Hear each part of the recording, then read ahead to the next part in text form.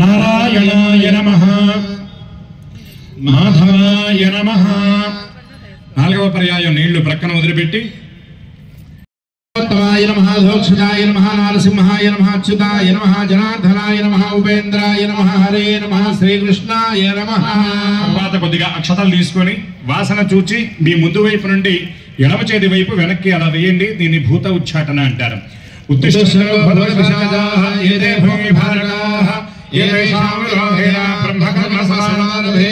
తర్వాత అందరూ కూడా ముక్కు పట్టుకొని ప్రాణాయామం చేయండి.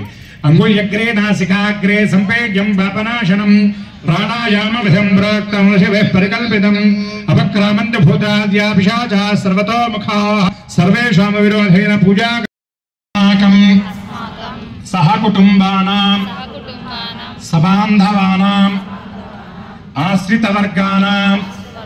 గట్టిగా చెప్పాలి. సంకల్ప శుద్ధి ఉంటేనే సంకల్ప సిద్ధి సాధ్యం.